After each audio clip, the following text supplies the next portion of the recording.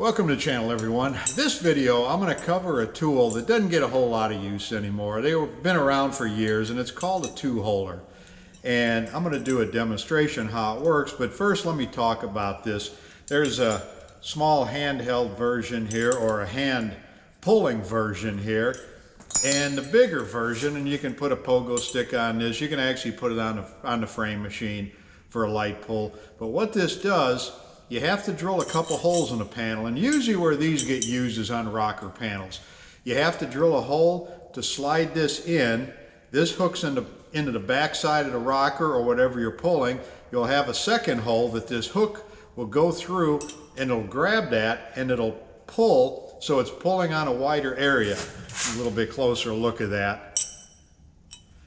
Usually you frown from drilling any more holes in a car than you have to, but the alternative would be to either weld tabs on it and pull with it that way, and there you're doing a lot of damage by welding. You're burning off the E-coats and the galvanized on both sides of it.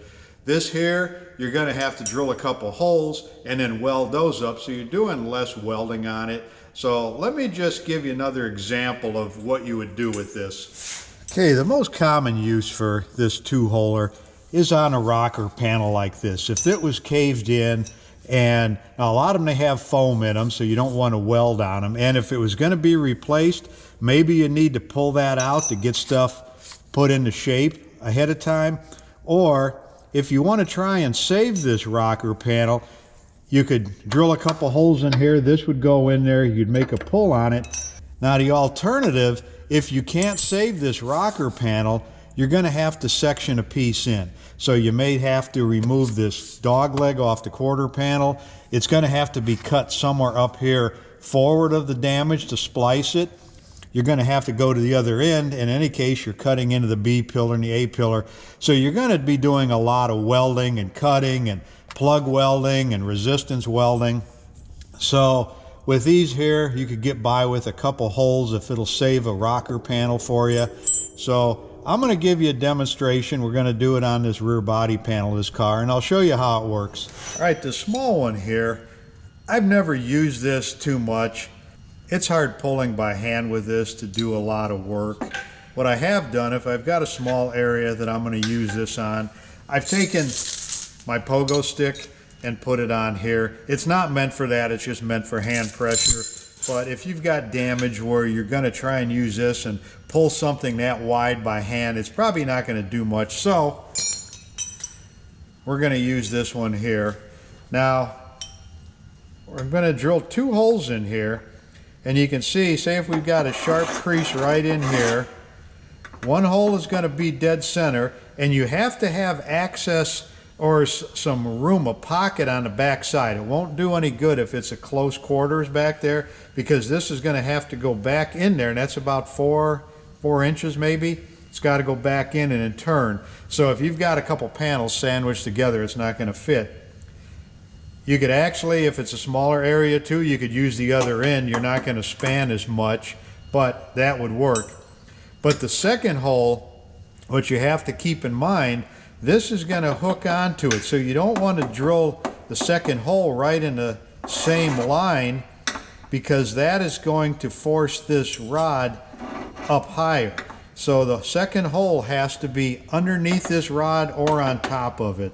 That way you can slide that in there. It'll come from the back side, and it holds that first rod, right in the area you want to fix.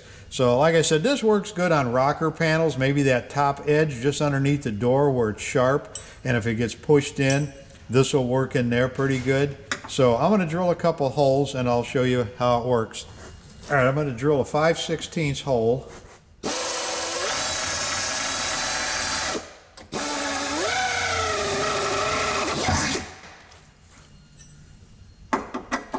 See if that'll... Oh, let's go bigger. I'm going to drill an 11/32 hole.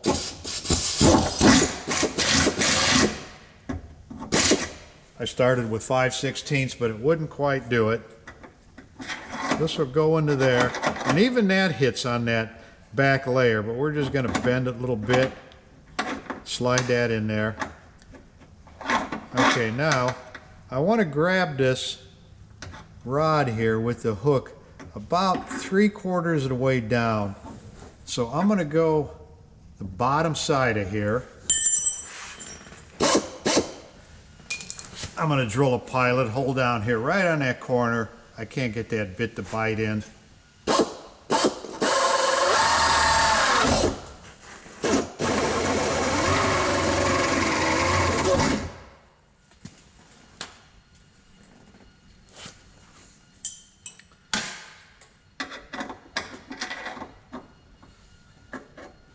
I'm going to put this rod in place already so it's there.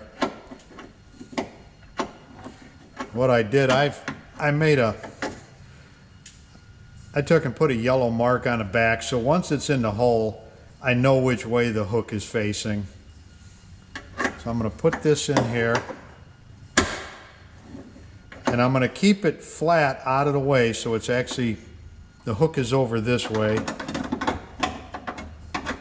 Get that rod up there. Now I'm going to push it in and pull it. Now it's got that rod hooked in there, and that'll pull this whole area right here. So let me hook the pogo stick up to it.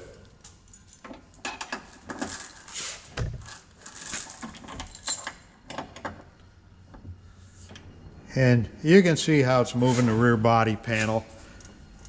You can get a lot of pressure with this tool. And like I said, the smaller version, the handheld one, you drill quite a bit smaller hole. It's going to do the same thing.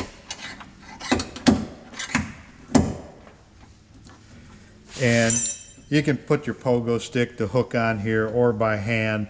These are just one of these tools that been around for years. I think everybody used to have them. Now I don't think they get much use, but every once in a while you'll find a reason to use them. And like I said, you have to use your own judgment.